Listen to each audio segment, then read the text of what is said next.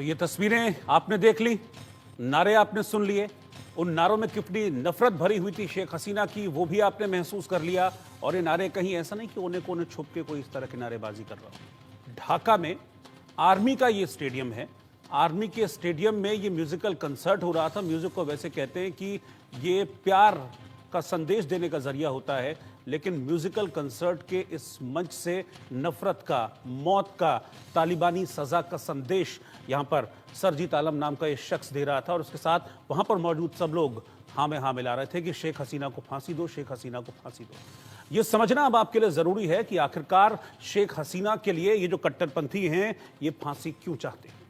दरअसल शेख हसीना के रहते ना तो यूनिस की दाल गलने वाली है और ना ही कट्टरपंथियों की चलने वाली है, क्योंकि कट्टरपंथियों के सख्त खिलाफ हमेशा से रही हैं शेख हसीना और अपने लिबरल शासन के लिए, अपने उन्मुक्त शासन के लिए वो जानी जाती है।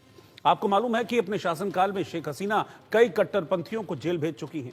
जमात इस्लामी को उनके कार्यकाल में बैन किया गया था। जब तक शेख हसीना की सरकार रही, इन जमातियों की हिम्मत नहीं होती थी कि घर से बाहर निकले, जो कि आज मंच पर चढ़कर इस तरीके से कह रहे हैं कि शेख हसीना को फांसी दो। इसीलिए कट्टरपंथियों को शेख हसीना की सत्ता में वापसी का डर है।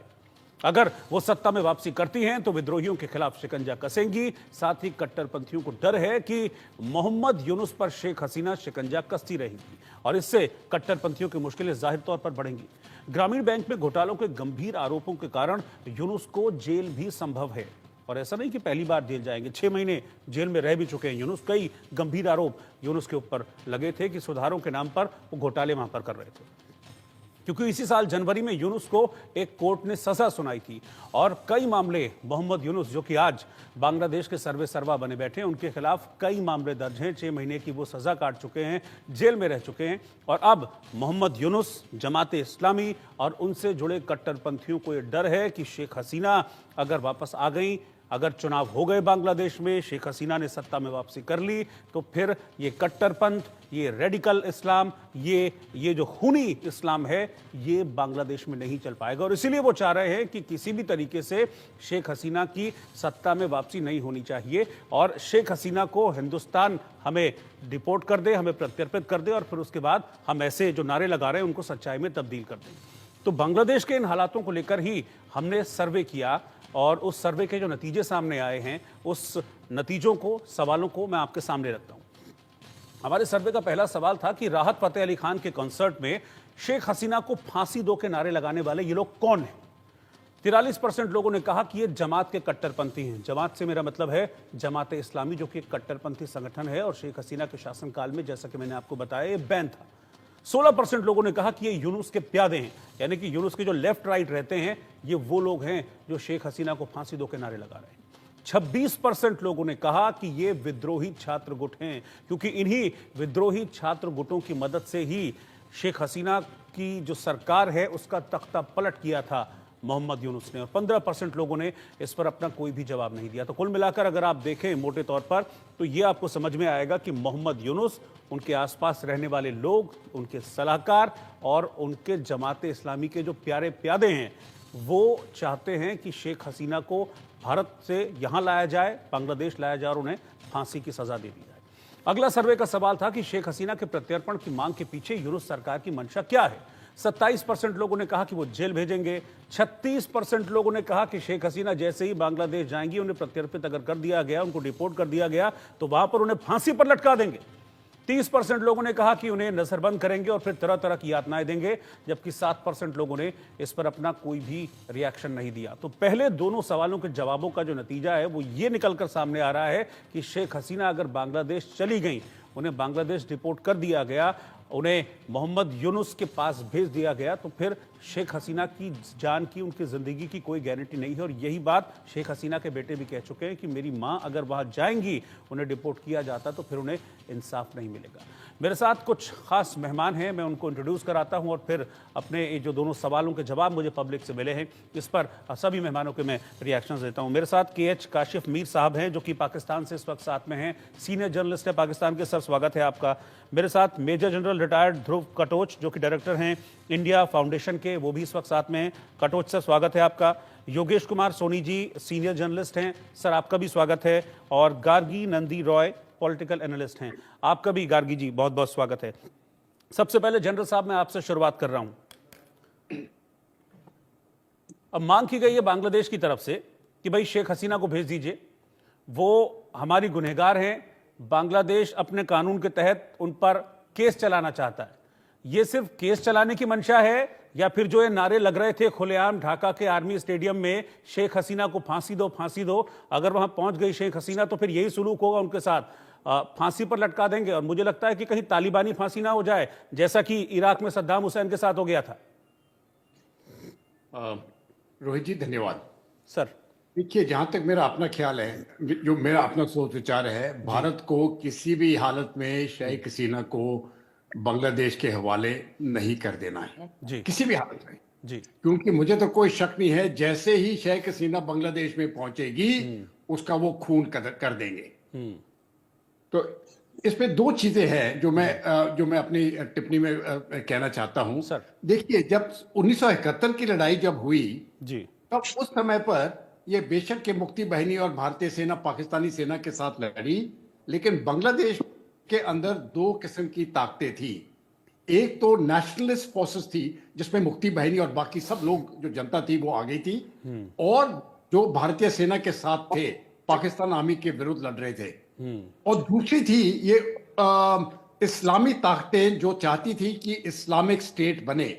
उसमें जमात इस्लाम इसके अंदर शामिल था और रजाकार भी शामिल थे। उस समय पर इस जमात इस्लाम और रजाकार की हार हुई और नियाजी को सरेंडर देना पड़ा। लेकिन 53 इयर्स के बाद, 53 सालों के बाद मुझे लगता है पासा पलट गया है। इस समय पर जो नेशनलिस्ट फोर्सेस है बांग्लादेश में उनकी हार हुई है, और ये जो इस्लामिक कट्टरपंथी इस्लामिक फोर्सेस जो हैं जो चाहते हैं कि बांग्लादेश में शरिया ला दिया जाए, उनकी जीत हुई है। तो ये जो भी ड्रामा कर रहे हैं कि ये यूनुस साहब ने कुछ इतने बड़े आदमी है इसलिए उनको लाया गया। यूनुस जो है वो अमेरिका का एक पॉन है। क्लिंटन के साथ उनकी डेमोक्रेट्स के साथ बहुत दोस्ती थी। अभी आप देखिए अगले महीने 20 जनवरी को रिपब्लिकन एडमिनिस्ट्रेशन आ जाएगी ट्रंप के नीचे, और देखना किस प्रकार से फिर से पलटवार हो सकता है। तो ये जो लड़ाई जो है ये बांग्लादेश की अंदरूनी लड़ाई है इस समय पर जो चल रही है। नेशनलिस्ट फोर्सेस एक तरफ है और ये कट्टरपंथी फोर्सेस जो है वो दूसरी तरफ है।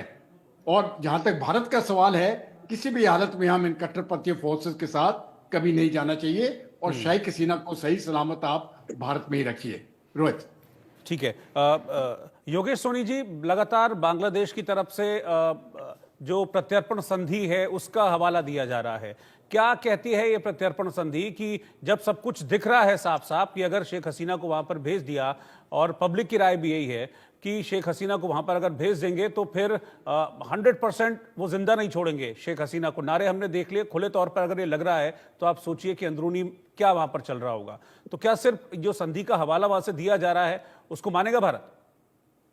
प्रदीप भाई, देखिए बहुत स्पष्ट है कि जब वहां पर एक प्रधानमंत्री के साथ इस तरीके की स्थिति हो सकती है तो वहां पर आम जन का क्या हाल होगा। खैर बहरहाल हमारी इस समय शेख हसीना को लेकर चर्चा है, तो जो लोग इतने कट्टरपंथी और इतनी इस संकरी सोच के साथ जीवन जीते हैं, वो जीवन व्यतीत करते हैं, तो सोच के देखिए उनकी मंशा क्या होगी।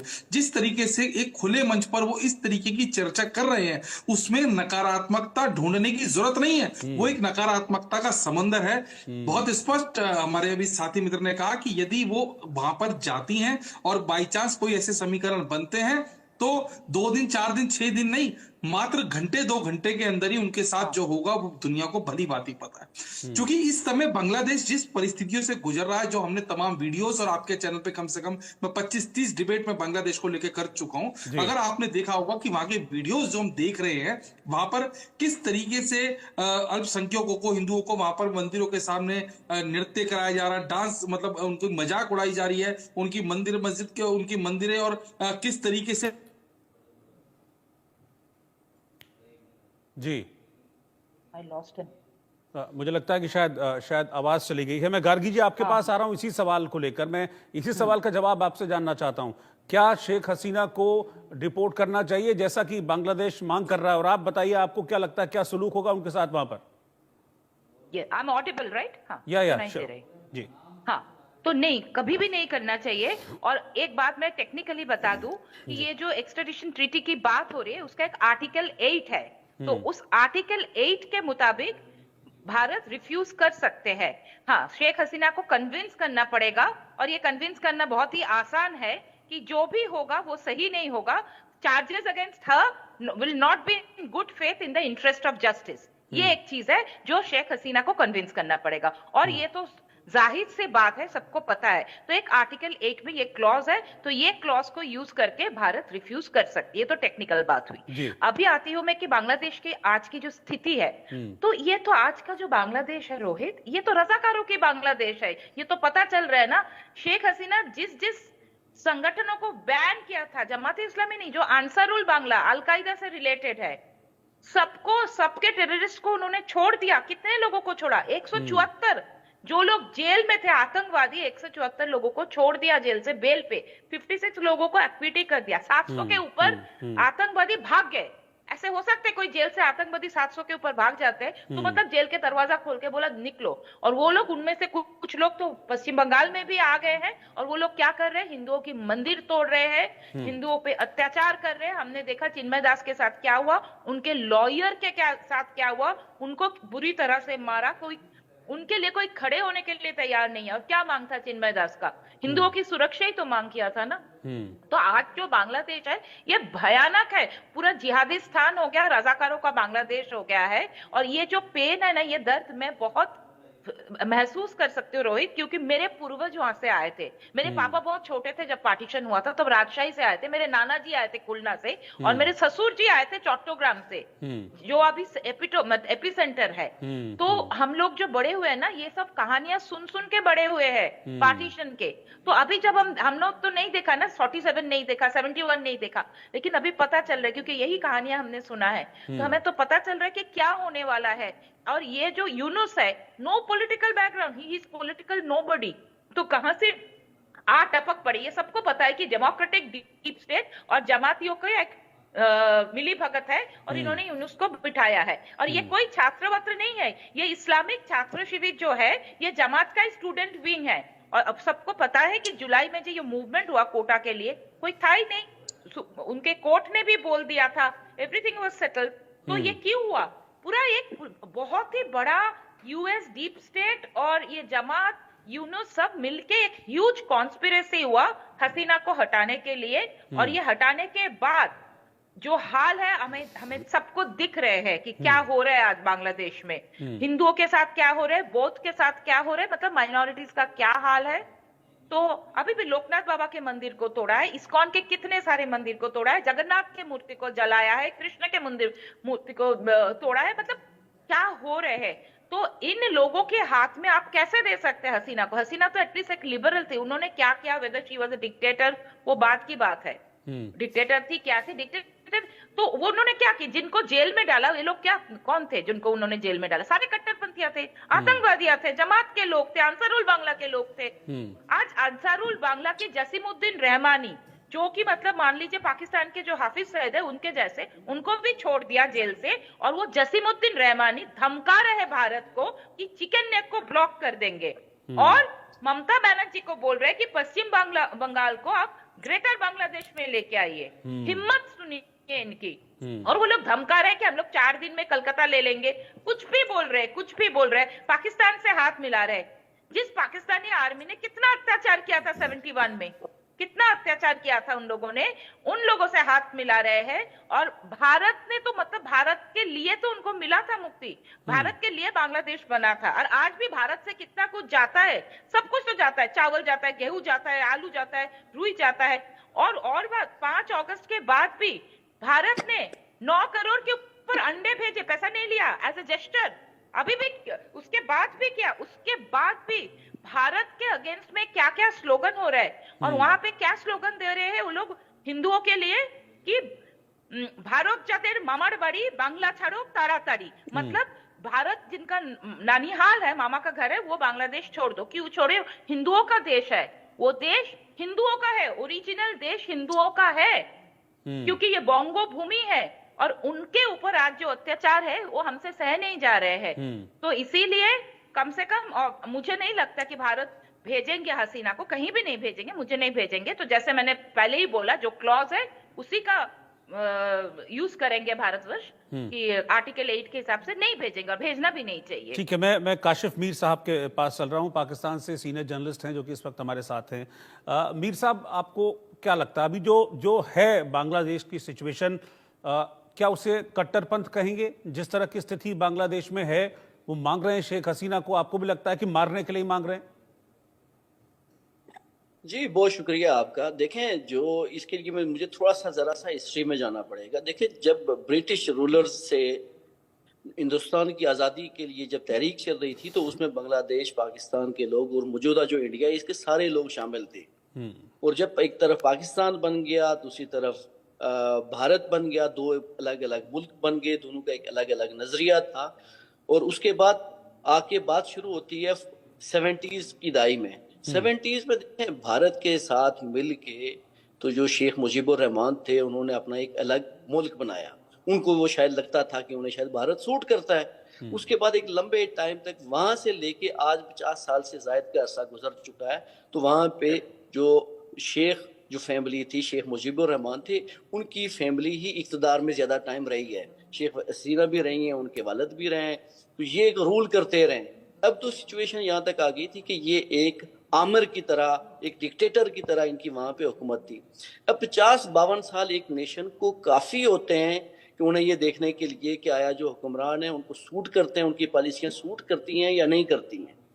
तो जो जिस तरह से मुल्क बना था, तो आज उनको सूट करता था, भारत पसंद करता था बांग्लादेश को, बहुत बड़ी बड़ी भारत ने इन्वेस्टमेंट की है। इसलिए आज आप सारे लोग दुखी भी हैं कि चूंकि आपने उस मुल्क को बनाने के लिए, पाकिस्तान को तोड़ने के लिए वहां पे बहुत भारी इन्वेस्टमेंट की। लेकिन अब 50 साल के बाद बांग्लादेश के लोगों को शऊर आ चुका है, वो शऊर आ चुका है, वो अपने लिए जदोजहद कर रहे हैं, अपने लोगों के लिए जदोजहद कर रहे हैं।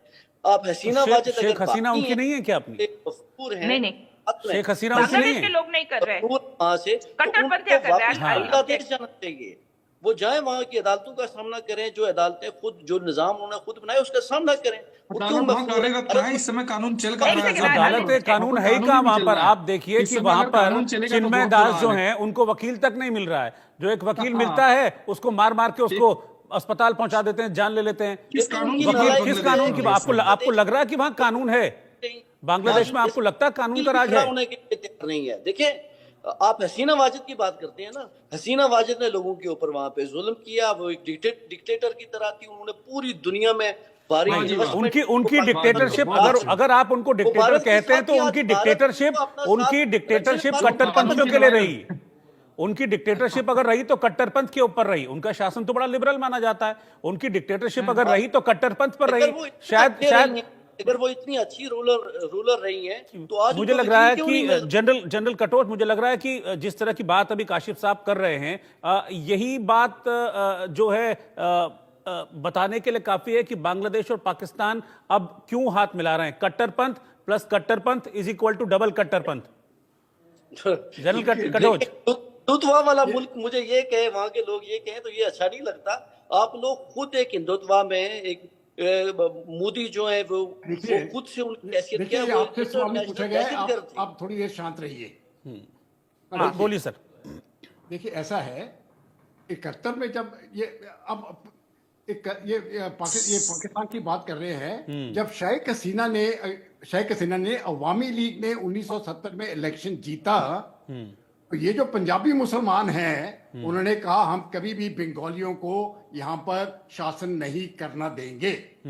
जो प्रोटेस्ट हुए थे बांग्लादेश में उस टाइम ईस्ट पाकिस्तान में, उसका कारण ये था कि जो इलेक्शन किया वो वेस्ट पाकिस्तान में नहीं माना। भुट्टो ने बोला किसी भी हालत में हम नहीं देंगे। तो डेमोक्रेसी की बात इनको नहीं करना चाहिए। ये पाकिस्तान तो वैसे ही कट्टरपंथी देश है। अभी देखिए इसी पाकिस्तान में इमरान खान का क्या हाल किया इन्होंने। इमरान खान जो एक डेमोक्रेटिकली इलेक्टेड लीडर है, उसको जाके उन्होंने जेल में डाल दिया। कौन सा पाकिस्तान का प्रधानमंत्री है जो अपने पूरे 5 साल करके जाता है? वहां पर अभी तक भी फौज चला रही है। और ये जो रिपोर्टर है, मुझे पूरा यकीन है इसके पीछे भी 2 सैनिक होंगे पीछे खड़े बंदूक लेके, और इसको बता रहे होंगे कि क्या बोलना तुमने टीवी चैनल के ऊपर। आजादी नहीं है उधर भी। अच्छा सर, एक चीज और है। अरे सुनिए काशिफ साहब, सुनिए। ये आप ये कहेंगे कि भाई हम हिंदुस्तान के हैं, जनरल साहब हिंदुस्तान के, इसलिए इस तरह की बात कर रहे हैं। कल भी मेरी डिबेट पाकिस्तान और इमरान खान के ऊपर थी 9 बजे वाली, तब मेरे साथ पीटीआई के अब्दुल समद याकूब जो कि प्रवक्ता हैं वो जुड़े थे, आप ही के देश की पार्टी इमरान खान की पार्टी की। उन्होंने स्वीकारा कैमरे के सामने कि भाई ये है, यही सेना शासन चला रही है। और जब इरशाद अहमद खान जो कि अभी पाकिस्तान मुस्लिम लीग नवाज के नेता हैं, जब मैंने उनसे सवाल किया तो उन्होंने सियासत में वहां पर पाकिस्तान सरकार के साथ साथ जनरल मुनीर का भी नाम लिया। तो ये सारी चीजें खुद ही बता देती हैं कि पाकिस्तान में क्या हो रहा है और कौन शासन चला रहा है। तो जनरल साहब की बात तो 100/100 है। जनरल साहब एक पेंशन होल्डर हैं, वो भारतीय फौज से पेंशन लेके अपना गुजारा कर रहे हैं। उन्होंने वैसी बातें करनी है, वैसे इल्जाम है कि जो आपके पीछे सिपाही हैं। मैं अगर आपको कहूं कि मैं अपने बैकग्राउंड में आपको कैमरा दिखा दूं, यहाँ पे हम देखें पाकिस्तान की सियासत के ऊपर जब भी बात हुई, आपके चैनल के साथ बात हुई, मैंने हमेशा से कहा कि पाकिस्तान में तवील अरसे तक डिक्टेटरशिप रही है। उसके साथ यहाँ की न सिर्फ सियासत में है, न सिर्फ हुकूमत में, बल्कि हर अदारे में। अच्छा, मुझे एक चीज बताइए, मैं अपना सर्वे का अगला सवाल लूं उससे पहले मुझे एक चीज बताइए कि पाकिस्तान को बांग्लादेश में इंटरेस्ट क्या है? क्या इंटरेस्ट है पाकिस्तान को? जबकि बांग्लादेश को पाकिस्तान, आपको बांग्लादेश और भाई पाकिस्तान हम तो में मित्र क्या राष्ट्र रहे, हम तो कह रहे हैं तो मित्र राष्ट्र हैं, हैं मित्र राष्ट्र। शेख हसीना के साथ दोस्ती रही है आपका, वो खत्म हो चुका है। अब लोगों को शऊर आ चुका है, उन्हें पता है कि नहीं, हम कट्टरपंथ का विरोध करते हैं, हम कट्टरपंथ का विरोध करते हैं, लेकिन इसके बावजूद एक डिप्लोमेटिक चैनल के जरिए हमारे जो विदेश सचिव हैं वो बांग्लादेश जाकर अपनी आपत्ति दर्ज करा चुके हैं। हमारे विदेश सचिव डिप्लोमेटिक चैनल के जरिए बांग्लादेश जाकर अपनी आपत्ति दर्ज करा चुके हैं, हम कोई अटैक नहीं कर रहे हैं। देखिए, आपकी पोजीशन ये है कि आज आप परेशान हैं कि बांग्लादेश के अंदर न सिर्फ हिंदुओं को मतलब आप खुश हैं? आप खुश हैं? देखिए, मतलब आपको मैं परेशान हूं, आप खुश हैं? मेरी पूरी बात सुन लें। देखें, आज आप लोग परेशान इसलिए हैं कि बांग्लादेश के अंदर हिंदुओं के साथ बदसलूकी की जा रही है, वहां पे उनकी मजहबी इबादत गाहें वो तोड़ी जा रही हैं। न सिर्फ वहां पे बल्कि इंडिया के अंदर भी जो बांग्लादेशी हैं वहां पे भी एहतजाज चल रहे हैं। कलकत्ता के अंदर एक भारतीय खुद मीडिया ने रिपोर्ट किया कि इंडियन परचम जलाई गई। हम सारी इन चीजों को कभी फेवर नहीं करते कि आप मजहब के नाम के ऊपर, आप देश के नाम के ऊपर तकसीम करें, लेकिन भारत के अंदर जो आप मुसलमानों के साथ, जो आप सिखों के साथ करते हैं, तो आपको फिर तकलीफ नहीं होनी चाहिए जो काम आप करते हैं। आप मुसलमानों की इबादत गाहों को भी तबाह करते हैं। अल्पसंख्यकों की पाकिस्तान में क्या हालत है सर? अल्पसंख्यकों की पाकिस्तान में जो हालत है, इतना कहीं सुरक्षित नहीं है, ध्यान रखिएगा। जितना अल्पसंख्यक भारत में सुरक्षित है, इतना कहीं सुरक्षित नहीं है। पाकिस्तान से ज्यादा मुसलमान हिंदुस्तान में हैं। चले जाइए, अगर जितना मुसलमान या जितना अल्पसंख्यक हिंदुस्तान जैसे देश के अंदर अपने आप को सुरक्षित और उन्नति महसूस करता है, उतना कहीं महसूस नहीं कर सकता। एक मिनट मुझे एक एग्जांपल देने दीजिए। अगर आज भी पाकिस्तानी मुसलमानों को मौका मिले हिंदुस्तान में आने का, तो हिंदुस्तान में बसने को तैयार है। हमारा देश डेवलपिंग देश है, यहाँ जाति धर्म के आधार पर कोई भेदभाव नहीं होता। आप अपनी गलतफहमी निकाल दीजिए। अगर आपको भी मौका लगेगा, आप सबसे पहले हिंदुस्तान में शिफ्ट होंगे। यहाँ पर बोलने की आजादी से लेकर सारी आजादी है, तो गलत तरीके की आप बात मत कीजिए। इतने बड़े चैनल पे, नेशनल चैनल पे आप इस तरीके की चर्चा नहीं कर सकते। ये बेहद दुर्भाग्यपूर्ण है, ये बेहद चिंताजनक है। आप भारतीय के विषय में इस तरीके की सोच सकते हैं। यह हमारे हिंदुस्तान ही है जो हर एक को पनाह देता है। अगर शेख हसीना जरा सी भी सुरक्षित होती तो वो पाकिस्तान की भी पनाह ले सकती थी, लेकिन पाकिस्तान की उसने पनाह नहीं ली, क्योंकि उसे पता था आप एक मिले जुले तर्ज पे वहां पर चीजों को करोगे। उसने भारत का रास्ता चुना। देखिए सनातन में कितनी ताकत है, हिंदुस्तान में कितनी ताकत है, जो शेख हसीना आज हमारे जैसे देश में आई है। तो इस बात को समझिए और इतने बड़े चैनल पे गलत तरीके की बात मत कीजिए। मेरी आपसे रिक्वेस्ट है, आप इस तरीके की बात नहीं कर सकते। यहाँ पर किसी के साथ भेदभाव नहीं होता। आप किसी से बताइए भेदभाव होता है? जितना इंसान यहाँ पनप रहा है, जितना अल्पसंख्यक यहाँ पनप रहा है, पूरे विश्व में कहीं नहीं पनप रहा है। गलत बात मत कीजिए आप बिल्कुल भी। सुनिए काशिफ साहब, मैं आपको एक चीज बताऊं, आपको कन्वर्ट करके रेप करके शादी करते, आप एकदम फालतू बात मत करेंगे नहीं हमारे यहाँ पे चैनल में आके। सुनिए काशिफ साहब, मैं आपको एक चीज बताता हूं, ठीक है? पाकिस्तान से ज्यादा मुसलमान हिंदुस्तान में रहते हैं। आपको शायद वहां बैठकर बांग्लादेश की हालत पर दर्द नहीं हो रहा है, लेकिन हिंदुस्तान का मुसलमान प्रोटेस्ट कर रहा है। हिंदुस्तान का मुसलमान कह रहा है कि बांग्लादेश को सबक सिखाओ, वहां पर हमारे हिंदू भाइयों अल्पसंख्यकों के साथ गलत बर्ताव हो रहा है। यहां के मुसलमान रोज प्रोटेस्ट कर रहे हैं, अलग अलग जगह पर, पूरे देश पैन इंडिया में ये प्रोटेस्ट हो रहे हैं। आपको शायद दर्द नहीं हो रहा होगा कि आपके पड़ोसी मुल्क में ये हो रहा है, लेकिन यहां के मुसलमान को दर्द है। आप जहर का बीज बोने की कोशिश कर लीजिए, लेकिन उससे फर्क कुछ नहीं पड़ने वाला है। मैं रोज तस्वीरें दिखाता हूं, यहां के मुसलमान प्रोटेस्ट करते हैं और वो कहते हैं कि जो बांग्लादेश में हो रहा है हिंदुओं के साथ वो गलत हो रहा है। और आप उल्टी बात करते हैं। देखें, बात सुने, जो मकबूजा जम्मू कश्मीर के अंदर जो आपने जुल्म किया वहाँ के लोगों के साथ, उनकी आज़ादी की तहरीक के साथ, जो पुरअमन तहरीक चला रहे थे, जो आपने उनके साथ किया, जो यासीन मलिक, आसिया इंद्राबी जैसे लोगों को जो तहरीक चला रहे थे, पुरअमन तहरीक चला रहे थे अपने लोगों की आज़ादी के लिए, आपने उनको कैदोबंद रखा, आपने अफजल गुरु को फांसी दी, आपने मकबूल भट्ट को फांसी दी। 1 लाख से ज्यादा जो लोग हैं इनकी आरती उतारते, ये ये आतंकी हैं, ये कौन ये लोग थे? आतंकी साथ थे। मिलकर फांसी अब आप दी है। सोचिए, आपको आप पता है आप उनकी कीजिए उन सुरक्षा में आतंकियों की कितना पूजा, पैसा होता था? आप कीजिए उन आतंकियों की पूजा, हम नहीं करेंगे। भारत सरकार उनको सुरक्षा पे, उनके जीवन संचालन प्रक्रिया पे पैसा देती थी। वो कौन लोग थे? आपको पता है उन्होंने कश्मीर के युवाओं के हाथ में पत्थर दे दिया था। आपको पता है उन्होंने वहां की जनता को उभरने नहीं दिया। उनके खुद के बच्चे विदेशों में पढ़ते थे। उन्होंने किसी जनता के, किसी एक आम आदमी के बच्चे का कभी स्कूल में शिक्षा की और ध्यान देने की कोशिश की है? तो आप इस तरीके की नकारात्मक चर्चाएं इतने बड़े चैनल पे कर रहे हैं, बेहद दुर्भाग्यपूर्ण है। आप अगर इस तरीके की पत्रकारिता भी करते हैं तो वो नेगेटिव जर्नलिज्म आपका दिख रहा है। जिन लोगों की आप बात कर रहे हैं वो कौन थे, उनका इतिहास आप देखिए, उन्होंने क्या किया था। ये इस तरीके की बातें मैं बार बार कह रहा हूं, आप जहर उगालने वाली बातें मत कीजिए, क्योंकि आप अच्छा, देखिए ठीक उनके है। बच्चे कहां पढ़ते थे, उनके रिश्तेदार, उनकी दौलत संपत्ति कितनी थी, और वहां पर आम जनता युवाओं को पत्थर पकड़ा दिए जाते थे जम्मू कश्मीर के अंदर। आज वहां का युवा क्रिकेट में, शिक्षा में, वहां की एक लड़की एम्स में डॉक्टर बन के गई है। इससे पहले बता दीजिए पिछले 25 साल में कौन सा ऐसा वहां डॉक्टर बन के, क्या कौन सा वहां इंजीनियर, कौन सा क्रिकेटर बन के। गलत तरीके की बातें नहीं कीजिए, आप वो बात कीजिए जिस संदर्भ में आपको जोड़ा गया है। लेकिन अगर आप ऐसे बातें करेंगे तो इसमें बहुत हमारे मन में कुंठा आ जाती है। आप जो बातें कर रहे हैं ये स्क्रिप्टेड बातें कर रहे हैं। आप हिंदुस्तान के परिवेश में हिंदुस्तानियों को आप बड़ा गलत दिखा रहे हैं। हमारे एंकर साहब जब आपको बता रहे हैं कि यहाँ पर हिंदुस्तान का मुसलमान यहाँ पर खुश और संतुष्ट है और वो बांग्लादेश के अल्पसंख्यकों के साथ खड़ा है, ये बात आपको क्यों नहीं समझ में आ रही है? शेख हसीना आपके यहाँ क्यों नहीं गई? शेख हसीना हिंदुस्तान क्यों आई? ये बात आपको समझ नहीं आ रही है ना, क्योंकि देखिए आप अल्लाह के इस्लाम वाले नहीं, आप मुल्ला के इस्लाम मानने वाले लोग हैं, फिरके में फंसे लोग हैं। अल्लाह का इस्लाम आपको गलत कभी भी बात करने की आपको इजाजत नहीं दे सकता। आप ईमानदारी से कुरान पढ़िए, ईमानदारी से अपने धर्म को पढ़िए, तो उसके अंदर कहीं आपको नेगेटिविटी नजर नहीं आएगी। क्योंकि आप मुल्ला के इस्लाम में फंसे हुए हो तो आपके मन में ये जहर, ये नकारात्मकता भरी पड़ी है। चलिए ठीक है, मैं अपना सर्वे का अगला सवाल लेता हूं, फिर एक एक बार सबके पास लौटूंगा। अगला सवाल था, बहुत सीधा और सपाट सवाल था कि बांग्लादेश की शेख हसीना के प्रत्यर्पण की मांग पर भारत को क्या करना चाहिए। 43% लोगों ने कहा कि बांग्लादेश भेज देना चाहिए, 55% लोगों ने कहा कि वो भारत में ही रहें क्योंकि वो यहीं भारत में रहकर ही सुरक्षित हैं। 2% लोगों ने इस पर अपनी कोई भी राय जाहिर नहीं की।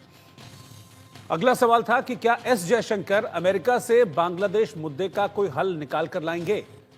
इस पर 69% लोगों ने, 69% लोगों ने कहा हां, 29% लोगों ने कहा नहीं, 2% लोगों ने इस पर कोई भी जवाब नहीं दिया।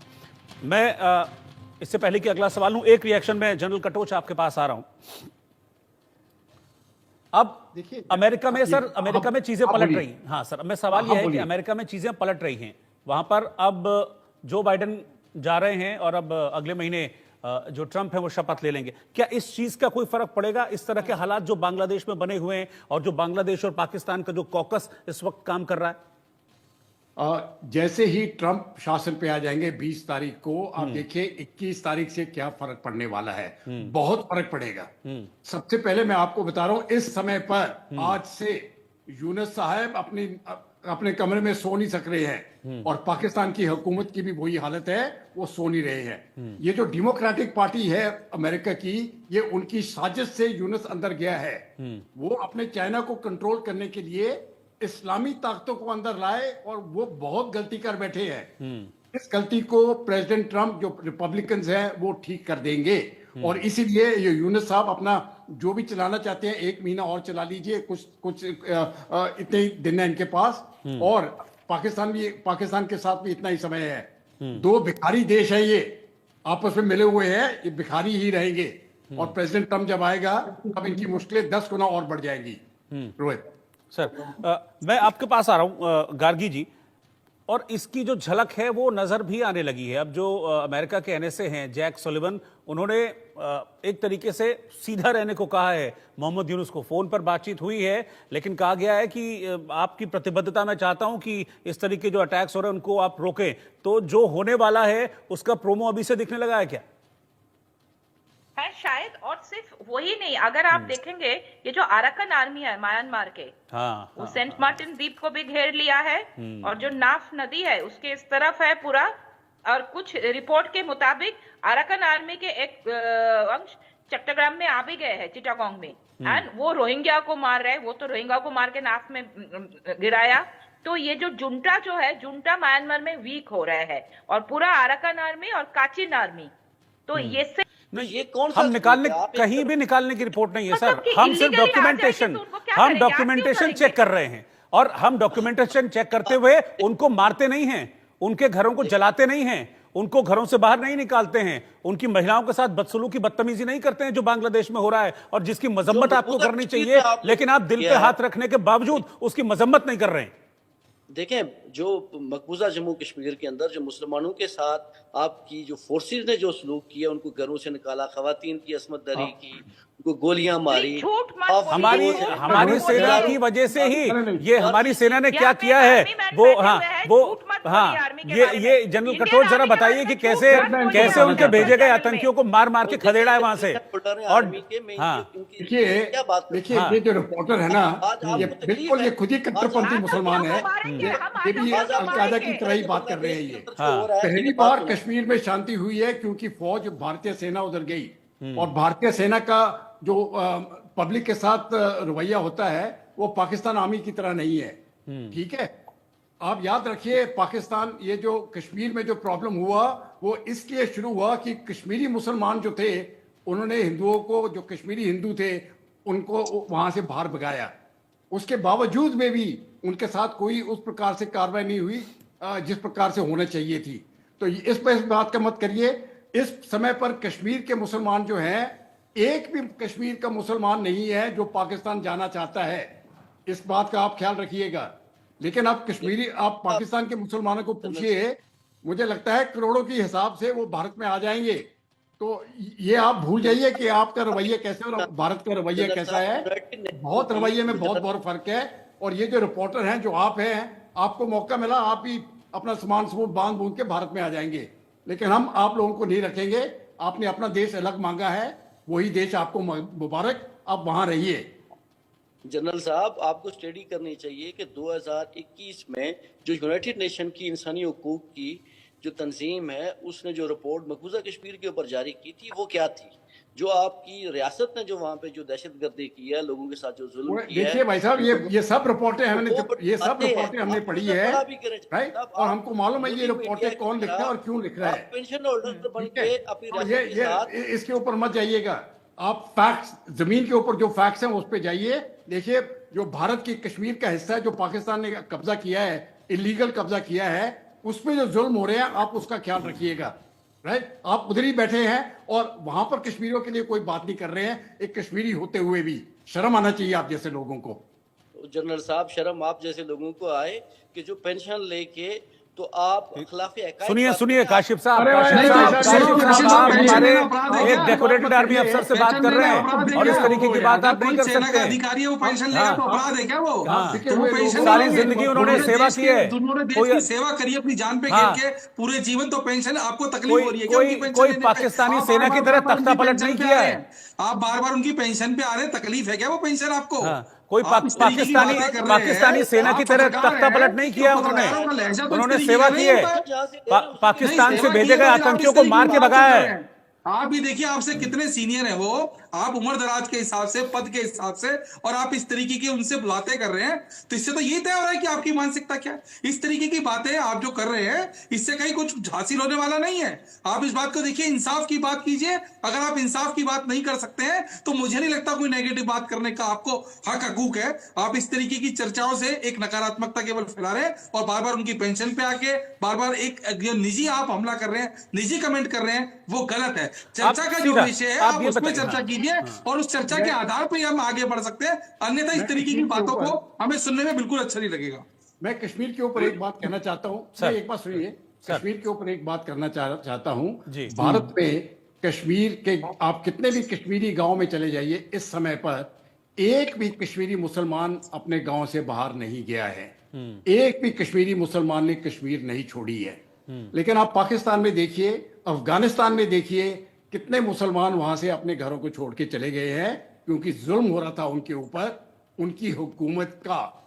तो आप जुल्म की बात मत करिए, पूरी दुनिया जानती है, हम तो सब जानते हैं, और मैंने तो अपनी आंखों से देखा है। तो आपकी हरकतों से ये तो हमको मालूम है कि आपने कट्टरपंथी कितने भेजे, और हमको मालूम है हमने उनको किस प्रकार से खत्म किया है। तो वहां पर कट्टरपंथी आएंगे, वो उनकी जिंदगी खत्म है, उनको मार देंगे। अब जितने भेजोगे उतनी हम मार के भेज देंगे वापस, और जो चलाना है फिर आप चलाते रहो।